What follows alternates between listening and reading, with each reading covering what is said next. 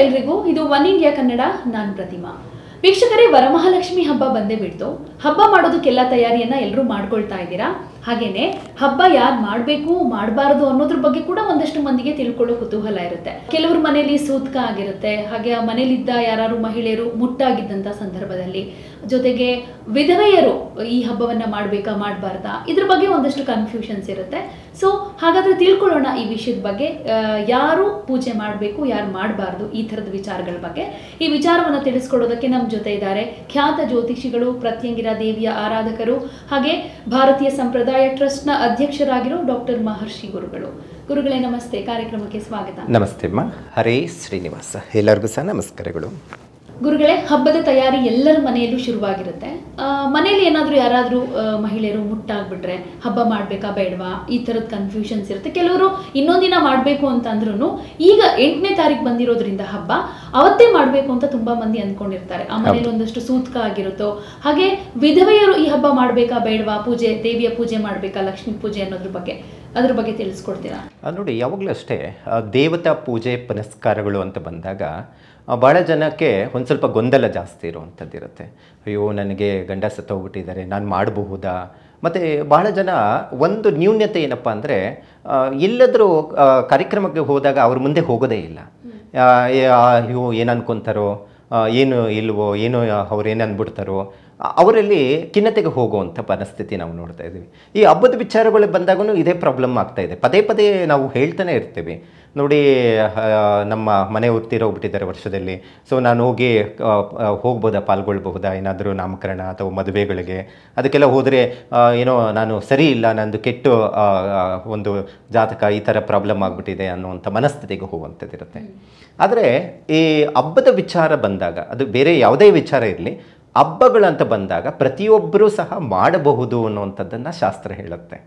ದೈವ ಪೂಜೆಗೆ ಮನಸ್ಪೂರ್ವಕವಾಗಿ ಹುಟ್ಟದಾಗಿಂದ ಆತನಿಗೆ ಬುದ್ಧಿ ಯಾವಾಗ ಬರುತ್ತೋ, ನೀನು ಒಂದು ದೈವನ ಆರಾಧನೆ ಮಾಡ್ತೀಯ ಅಂದರೆ ನಿನ್ನ ಆರೋಗ್ಯ, ನಿನ್ನ ಕರ್ಮಗಳನ್ನು ಕಳೆಯೋದಕ್ಕೋಸ್ಕರ ದೇವತಾ ಆರಾಧನೆ, ಸಾತ್ವಿಕ ಒಂದು ಮನಸ್ಥಿತಿಗೆ ಹೋಗೋದಕ್ಕೋಸ್ಕರ ಪೂಜೆ ಪುನಸ್ಕಾರಗಳನ್ನು ಮಾಡಲೇಬೇಕು ಅನ್ನುವಂಥದ್ದನ್ನು ಹೇಳುತ್ತೆ ಶಾಸ್ತ್ರ.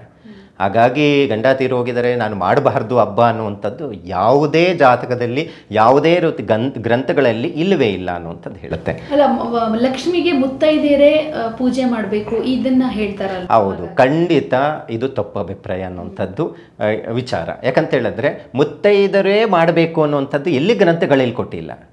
ಸೊ ಹಾಗಾಗಿ ಮಾಡಬಹುದು ಅನ್ನುವಂಥದ್ದು ಇರುತ್ತೆ. ಮುತ್ತೈದರು ಅರಿಶಿನ ಕುಂಕುಮಕ್ಕೆ ವಿಚಾರದಲ್ಲಿ ಕೊಟ್ಟವಾಗ ಇದನ್ನು ಕೆಲವೊಂದು ಮಾತುಕತೆಗಳಲ್ಲಿ ಮಾಡಬಾರ್ದು ಇವರು ಹಬ್ಬ ಅನ್ನುವಂಥದ್ದನ್ನು ಹೇಳುವಂಥದ್ದು ಇರುತ್ತೆ. ಹಾಗಾದರೆ ದೇವರು ಅವ್ರಿಗೆ ಒಲಿಯೋದಿಲ್ವಾ ಅನ್ನುವಂಥದ್ದನ್ನು ನಾವು ಪ್ರಶ್ನೆ ಹಾಕಬೇಕಾಗುತ್ತೆ. ಪ್ರತಿಯೊಬ್ಬರಿಗೂ ದೈವ ಎಲ್ಲರಿಗೂ ಬೇಕೇ ಬೇಕಾಗಿದೆ. ಅದರಲ್ಲಿ ಪ್ರಮುಖವಾಗಿ ಲಕ್ಷ್ಮೀ ದೇವಿ ಅಗತ್ಯ ಇದೆ. ಯಾರಿಗೆ ದುಡ್ಡು ಬೇಡ, ಯಾಕಂದರೆ ಜ್ಞಾನವನ್ನು ಕೊಡುವಂತಹ ಆಕೆ, ದುಡ್ಡಿಗೆ ಅಧಿದೇವತೆ ಆದಂತಹ ಆ ಒಂದು ಲಕ್ಷ್ಮಿ, ವರಮಹಾಲಕ್ಷ್ಮಿ, ವರವನ್ನು ಕೊಡುವಂತಹ ಆಕೆ ಆಗಿರ್ತಾಳೆ.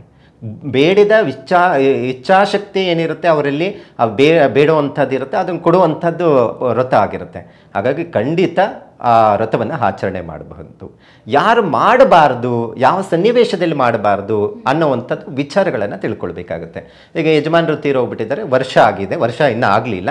ಸೊ ಆ ಟೈಮಲ್ಲಿ ಮಾಡಬಾರ್ದು ಅನ್ನುವಂಥದ್ದು ಒಂದಿದೆ.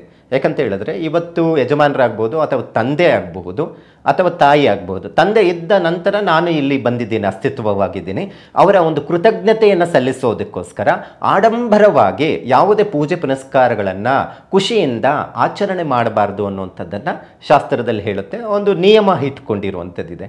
ಯಾಕಂತ ಹೇಳಿದ್ರೆ ಅವ್ರಿಗೆ ಕೃತಜ್ಞತೆಯನ್ನು ಸಲ್ಲಿಸುವಂಥದ್ದು. ಹಾಗಾಗಿ ಹಬ್ಬದ ಆಚರಣೆಯೂ ಸಹ ಎಲ್ಲರನ್ನೂ ಕರೆಸಿ ದೊಡ್ಡದಾಗಿ ಪೂಜೆ ಪುನಸ್ಕಾರಗಳನ್ನು ಮಾಡುವಂಥದ್ದು, ಅದನ್ನು ಹೊರತುಪಡಿಸಿ ಒಂದು ಶಾಸ್ತ್ರೋಕ್ತವಾಗಿ ಮನೆಯಲ್ಲಿ ಏನು ಮಾಡ್ತಾರೋ ಅದನ್ನು ಮಾಡಲಿ ಅನ್ನುವಂಥದ್ದನ್ನು ಹೇಳುತ್ತೆ. ಆದರೆ ಮೈಲಿಗೆ ಬಂದಾಗ ಯಾವಾಗ ಮೈಲಿಗೆಗಳು ಬರುತ್ತೆ, ಮಾಸಿಕ ಮೈಲಿಗೆ ಬರುವಂಥದ್ದು ಹೆಣ್ಣುಮಕ್ಕಳಿಗಿರುತ್ತೆ.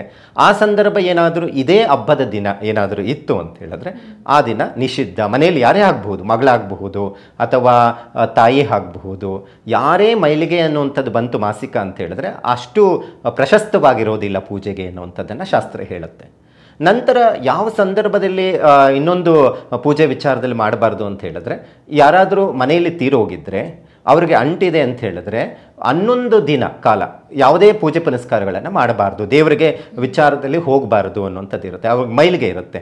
10 ದಿನ 10ನೇ ದಿನ ಏನಾಗುತ್ತೆ, ಪುಣ್ಯಾಹವಾಚನೆ ಮಾಡ್ತಾರೆ. 11ನೇ ದಿನ ಶುಭ ಸ್ವೀಕಾರ ಮಾಡ್ತಾರೆ. ಅದಾದ ಮೇಲೆ ದೇವಸ್ಥಾನಕ್ಕೆ ಹೋಗಬೇಕು. ಅಂದರೆ ಆ ಕುಟುಂಬದಲ್ಲಿ ಯಾರೋ ಒಬ್ಬ ವ್ಯಕ್ತಿ ತೀರೋಗಿದ್ದಾನೆ ಅಂದರೆ 11 ದಿನ ಕಾರ್ಯವನ್ನು ಮಾಡಬಾರ್ದು, ದೇವಸ್ಥಾನಕ್ಕೂ ಹೋಗಬಾರ್ದು ಅನ್ನುವಂಥದ್ದು ಇರುತ್ತೆ.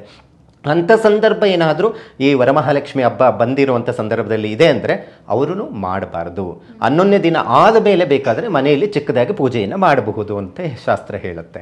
ಸೊ ಇದೊಂದು. ಮತ್ತು ಪುರುಡು ಅಂತ ಬರುತ್ತೆ. ಈಗ ಅಂಟು ಅಂತ ಬಂದರೆ ಯಾರೋ ತೀರೋಗಿದ್ದಾರೆ ಅಥವಾ ಏನೋ ಮೈಲಿಗೆ ಆಗಿದೆ ಅಂತ. ಆದರೆ ಪುರುಡು ಅಂದರೆ ಒಂದು ಮಗು ಜನನ ಆಗಿರುತ್ತೆ ನೋಡಿ. ಇದು ಈ ಸಂದರ್ಭದಲ್ಲಿನೂ ವರಮಹಾಲಕ್ಷ್ಮಿ ಹಬ್ಬವನ್ನು ಮಾಡಬಾರ್ದು ಅಂತ ಇರುತ್ತೆ. 3 ದಿನ 11 ದಿನ 10 ದಿನ ಅಂತ ಇರುತ್ತೆ. ಸೊ ಈಗಂದರೆ ಒಂದು ಮಗು ಜನನ ಆದ್ರೇನು ಅದು ಪುರುಡು ಅಂತ ಬರುತ್ತೆ. ಆ ದಿನನೂ ಅಷ್ಟು ಪ್ರಶಸ್ತವಾಗಿರೋದಿಲ್ಲ, ಒಂದು ಪಾಸಿಟಿವ್ ವೈಬ್ರೇಷನ್ ಬರೋದಿಲ್ಲ, ಸಕಾರಾತ್ಮಕವಾದಂತಹ ಒಂದು ಪೂಜೆಗೆ ಶ್ರೇಷ್ಠ ಅಲ್ಲ ಅನ್ನುವಂಥದ್ದನ್ನು ಹೇಳುತ್ತೆ. ಸೊ ಅಂಥ ಸಂದರ್ಭದಲ್ಲಿನೂ ಈ ಹಬ್ಬವನ್ನು ಸ್ಥಗಿತಗೊಳಿಸಬೇಕಾಗುತ್ತೆ. ವರ್ಷ ಪೂರ್ತಿ ಮಾಡಬಾರ್ದು ಅಂತ ಏನಿಲ್ಲ. ಸೊ ಈ ವಾರ ಏನು ಶುಕ್ರವಾರ ಬಂದಿದೆ, ಈ ವಾರ ಬಿಟ್ಟು ಬರೋ ವಾರವನ್ನು ಮಾಡಬಹುದು, ಹಬ್ಬವನ್ನು ಆಚರಣೆ ಮಾಡಬಹುದು. ಈ ಇಬ್ಬರು ಮಾಡಬಹುದು ಬರೋ ವಾರ ಅಂತ ಹೇಳಿದ್ರೆ. ಒಂದು ಮಾಸಿಕ ಮೈಲಿಗೆ ಇರುವಂಥವರು ಮತ್ತು ಪುರುಡು ಯಾರಿಗಿರುತ್ತೆ, ಅಥವಾ ವರ್ಷ ಪೂರ್ತಿ ಇಲ್ಲದಿರ 11 ದಿನ ಮಾತ್ರ ಮೈಲಿಗೆ ಇರುವಂಥವರು ಬರೋ ವಾರವನ್ನು ಇಟ್ಕೋಬಹುದು ಅನ್ನುವಂಥದ್ದು ಹೇಳುತ್ತೆ. ಹಾಗಾಗಿ ಈ ವರ್ಷದಲ್ಲಿ ಬಂದಿರುವಂಥದ್ದು 8ನೇ ತಾರೀಕು ಬಹಳ ಶ್ರೇಷ್ಠವಾದಂತಹ ದಿನ. ವರಮಹಾಲಕ್ಷ್ಮಿ ಹಬ್ಬವನ್ನು ಅವರ ಶಕ್ತಿ ಅನುಸಾರವಾಗಿ ಷೋಡಶೋಪಚಾರ ಪೂಜೆಯನ್ನು ಮಾಡಬಹುದು. ಈ ಥರ ಏನಾದರೂ ವರ್ಷದ್ದು ಏನಾದರೂ ಇತ್ತು ಅಂತ ಹೇಳಿದ್ರೆ ಚಿಕ್ಕದಾಗಿ ದೇವರ ಮನೆಯಲ್ಲೇ ಇಟ್ಟು ಪೂಜೆಯನ್ನು ಮಾಡಬಹುದು ಅನ್ನುವಂಥದ್ದು ಹೇಳುತ್ತೆ. ಸೊ ಏನಾದರೂ ಪುರುಡು ಆಗಿ ಎಲ್ಲ ಮೈಲಿಗೆ ಆಯಿತು ಅಂದರೆ ಚೆನ್ನಾಗೇ ಮಾಡಲಿ, ಮನೆಯಲ್ಲೇ ಒಂದು ಮಂಟಪವನ್ನು ನಿರ್ಮಾಣ ಮಾಡಿ ನಂತರ ಪೂಜೆಯನ್ನು ಒಂದು ವಾರ ಬಿಟ್ಟು ಮಾಡಿದ್ರೆ ಯಾವುದೇ ರೀತಿಯಾದಂಥ ದೋಷ ಬರೋದಿಲ್ಲ ಅನ್ನುವಂಥದ್ದನ್ನು ಶಾಸ್ತ್ರವನ್ನು ಹೇಳುತ್ತೆ. ಓಕೆ. ಆಮೇಲೆ ಇನ್ನೊಂದು ಗುರುಗಳೇ, ಇತ್ತೀಚೆಗೆ ಕೆಲವೊಂದು ಆ ಥರದ್ದು ವಿಚಾರ ಹರಿದಾಡಿರೋದು ನನ್ನ ಕಿವಿಗೆ ಬಿತ್ತು. ಏನಂದ್ರೆ ವರಮಹಾಲಕ್ಷ್ಮಿ ಹಬ್ಬ ಅಂತಂದ್ರೆ ದುಡ್ಡು ಕೊಡುವಂತಹ ಲಕ್ಷ್ಮಿ, ಹಣ ಆಕೆಯಿಂದನೇ ಸಿಗುತ್ತೆ, ಆಕೆಯನ್ನು ಒಲಿಸ್ಕೊಳ್ಬೇಕು ಅಂತಾನೆ ಎಲ್ಲರೂ ಪೂಜೆ ಮಾಡ್ತಾರೆ. ಹಾಗಾಗಿ ದೇವಿ ಮುಂದೆ, ಲಕ್ಷ್ಮಿ ಮುಂದೆ ಪೂಜೆ ಮಾಡ್ಬೇಕಾದ್ರೆ ಕೆಲವರು ಕಂತೆ ನೋಟ್ ಇಟ್ಟಿರ್ತಾರೆ. ಈಗ ಸ್ವೀಟ್ಸ್, ಹೂವು, ಹಣ್ಣು ಏನೇ ಇಟ್ರು ಜೊತೆಗೆ ದುಡ್ಡು ಕೂಡ ಇಟ್ಟಿರ್ತಾರೆ. ಹಾಗಿಡಬಾರ್ದು, ಇಟ್ರೆ ದಾರಿದ್ರ್ಯ ಬರುತ್ತೆ ಅಂತ ಕೆಲವ್ರು ಹೇಳ್ತಾರೆ. ಅದು ನಿಜಾನ ಸುಳ್ಳ, ಹೇಗೆ ಇಡಬಾರ್ದ? ಹಾಗಾದ್ರೆ ದುಡ್ಡು ಇಟ್ಟು ಪೂಜೆ ಮಾಡಬಾರ್ದ? ಖಂಡಿತ ಯಾವುದೇ ಶಾಸ್ತ್ರದಲ್ಲಿ ದುಡ್ಡು ಇಟ್ಟು ಪೂಜೆ ಮಾಡಿ ಅಂತ ಇಲ್ಲ, ಇಡಬಾರ್ದು ಅನ್ನುವಂಥದ್ದು ಶಾಸ್ತ್ರದಲ್ಲಿರುವಂಥದ್ದು. ಎಲ್ಲರಿಗೂ ಲಕ್ಷ್ಮಿ ಅಂದಿದ ತಕ್ಷಣವೇ ದುಡ್ಡಿಗೆ ಅಧಿದೇವತೆ ಅನ್ನುವಂಥದ್ದು ಒಂದು ದೇವತೆ ಅಂತ ಹೇಳ್ಬೋದು. ಆದರೆ ನಿಜವಾದಂತಹ ದುಡ್ಡಿಗೆ ಅಧಿದೇವತೆ ಯಾರಪ್ಪ ಅಂತ ಹೇಳಿದ್ರೆ ಸರಸ್ವತಿ. ನಿಮಗೆ ದುಡ್ಡು ನಿಮ್ಮ ಹತ್ರ ಒಂದು ಸಾವಿರಾರು ಕೋಟಿಗಳಿದ್ದು ನಿಮಗೆ ಜ್ಞಾನ ಇಲ್ಲ ಅಂದರೆ, ಒಂದು ಕೋತಿಗೆ ಒಂದು ಬಾಳೆಹಣ್ಣು ಒಂದು 50,000 ರೂಪಾಯಿ ದುಡ್ಡು ಕೊಟ್ಟಾಗ ಅದು ದುಡ್ಡು ಮುಟ್ಟೋಲ್ಲ, ಬಾಳೆಹಣ್ಣು ಮುಟ್ಟುತ್ತೆ. ಎಲ್ಲಿ ಜ್ಞಾನ ಇಲ್ಲ, ಜ್ಞಾನ ಆ ಕೋತಿಗಿಲ್ಲ. ಹಾಗಾಗಿ ಆ ದುಡ್ಡಲ್ಲಿ ಎಷ್ಟೋ ಬಾಳೆಹಣ್ಣು ಖರೀದಿ ಮಾಡಬಹುದಾಗಿತ್ತು. ಹಾಗಾಗಿ ನಾವು ಸರಸ್ವತಿಗೆ ದುಡ್ಡಿಗೆ ಅಧಿದೇವತೆ ಅಂತಲೂ ಹೇಳಬಹುದಾಗಿದೆ. ಸೊ ಹಾಗಾಗಿ ಇಲ್ಲಿ ಯಾಕೆ ಇಡಬಾರ್ದು ಅನ್ನುವಂಥದ್ದು ಒಂದು ಪ್ರಶ್ನೆ. ನೋಡಿ, ಸಾಮಾನ್ಯವಾಗಿ ಇವತ್ತಿನ ದಿನಗಳಲ್ಲಿ ನಾವು ನೋಡ್ತಾ ಇದ್ದೀವಿ, ಮಾಧ್ಯಮಗಳಲ್ಲಿ ನೋಡ್ತಾ ಇದ್ದೀವಿ, ವರಮಹಾಲಕ್ಷ್ಮಿಗೆ ಆಡಂಬರವಾಗಿ ಕೆಲವೊಂದೆಲ್ಲ ಒಡವೆಗಳು, ಚಿನ್ನಾಭರಣಗಳಲ್ಲಿ ಮಾಡಿರುವಂಥ ಒಡವೆಗಳು ಹಾಕಿರುವಂಥದ್ದು, ದುಡ್ಡಿಟ್ಟಿರುವಂಥದ್ದು, ಕಳ್ತನ ಆಗಿರುವಂಥ ಘಟನೆಗಳು ನಾವು ನೋಡ್ತಾ ಇದ್ದೀವಿ. ಸೊ ಇವೆಲ್ಲವೂ ಎಲ್ಲಿ ಕಳ್ಳತನ ಆಗುತ್ತೋ ಅಲ್ಲಿ ದಾರಿದ್ರ್ಯ ಯೋಗವನ್ನು ಉಂಟು ಮಾಡುತ್ತೆ, ಒಂದು ಕಾರಣ. ಎರಡನೇದು ಯಾಕೆ ಇಡಬಾರ್ದು ಅನ್ನುವಂಥದ್ದಂದರೆ, ಈಗ ಮುತ್ತೈದರಿಗೆ ಬರ್ತಾರೆ, ಕೆಲವು ದೃಷ್ಟಿಗಳು ಸರಿ ಇರೋದಿಲ್ಲ. ಓ ನೋಡಪ್ಪ ಎಷ್ಟು ದುಡ್ಡು ಇಟ್ಟಿದ್ದಾರೆ, ಇನ್ನೆಷ್ಟಿರಬಹುದು ಅಂತ ಕಣ್ಣು ದೃಷ್ಟಿಗಳು ಬಿದ್ದಾಗೂ ಸಹ ಏನಾಗುತ್ತೆ, ದಾರಿದ್ರ್ಯ ಯೋಗಕ್ಕೆ ಒಂದು ದಾರಿ ಅಂತ ಹೇಳ್ತೀವಿ. ಕೆಲವರು ದೃಷ್ಟಿಗಳು ಏನಾಗುತ್ತೆ ಅಂತ ಹೇಳಿದ್ರೆ, ಒಂದು ಹಸಿ ಮರನು ಒಣಗೋಗುವಂಥ ದೃಷ್ಟಿಗಳಿರುತ್ತೆ. ಹಾಗಾಗಿ ಯಥೇಚ್ಛವಾಗಿ ದುಡ್ಡನ್ನು ಇಟ್ಟು ಪೂಜೆಯನ್ನು ಮಾಡುವಂಥದ್ದು ಅಷ್ಟು ಪ್ರಶಸ್ತವಾಗಿ ಇರೋದಿಲ್ಲ. ಹಾಗಾಗಿ ಒಂದು ಯಥಾದಕ್ಷಿಣೆ, ಯಾವುದೇ ಪೂಜೆ ಪುನಸ್ಕಾರಗಳು ಮಾಡಿದ್ರೇನು ಯಥಾದಕ್ಷಿಣೆಯನ್ನು ಒಂದು 11 ರೂಪಾಯಿ ಅಥವಾ 101 ರೂಪಾಯಿ ಆ ಥರನ ಇಟ್ಟು ಪೂಜೆಯನ್ನು ಮಾಡಬೇಕು. ನಾವು ಇಂದಿನ ಸಂಚಿಕೆಯಲ್ಲಿ ಮಾತನಾಡುವಾಗ ದುಡ್ಡು ಎಲ್ಲಿ ಇಡಬೇಕು ಅನ್ನುವಂಥದ್ದು ಹೇಳಿದೆ. 2 ಕಳಶ, ಕೆಳಗಡೆ ಒಂದು ಕಳಶ ಇಟ್ಟು ಪಂಚಫಲಗಳನ್ನು ಹಾಕಿ ಅದರಲ್ಲಿ ಅವ್ರಿಗೆ ಶಕ್ತಿ ಅನುಸಾರವಾಗಿ ಆ ಏನು ಚೊಂಬು ಒಳಗಡೆ ಇಡುವಂಥದ್ದು ಮಾಡಿದ್ರೆ ಬಹಳ ಒಳ್ಳೆಯದು. ಲಕ್ಷ್ಮಿ ಕಾಯಿನಾಗಬಹುದು, ಅದನ್ನೆಲ್ಲ ಇಟ್ಟು ಪೂಜೆ ಮಾಡೋದು ಬಹಳ ಶ್ರೇಷ್ಠ ಅನ್ನುವಂಥದ್ದು ಇರುತ್ತೆ. ಹಾಗಾಗಿ ನಮ್ಮ ಹತ್ರನೂ ದುಡ್ಡಿದೆ, ಲಕ್ಷ್ಮಿ ಬಂದ್ಬಿಡ್ಲಿ, ಇದಕ್ಕೆ ಹತ್ರಷ್ಟು ಆಗಲಿ ಅಂತೇಳಿ ಅದನ್ನು ಇಟ್ಟರೆ ಕಣ್ಣುಗಳ ದೃಷ್ಟಿಯಿಂದ ಹಾಳಾಗುತ್ತೆ. ಮತ್ತು ಯಾರಾದರೂ ಕಳ್ಳ ಬಂದು ನೋಡ್ಕೊಂಡು ಹೋಗಿರುವಂಥವನು ಓಡ್ಕೊಂಡು ಹೋಗುವಂಥ ಪರಿಸ್ಥಿತಿನೂ ಆಗುತ್ತೆ. ಅದಕ್ಕೆ ದಾರಿದ್ರ್ಯ ಯೋಗಕ್ಕೆ ಒಂದು ದಾರಿ ಅಂತ ಹೇಳ್ಬೋದು. ಅದಕ್ಕೆ ಇಡಲೇಬಾರ್ದು. ಓಕೆ, ಧನ್ಯವಾದಗಳು ಗುರುಗಳೇ. ಹರೇ ಶ್ರೀನಿವಾಸ.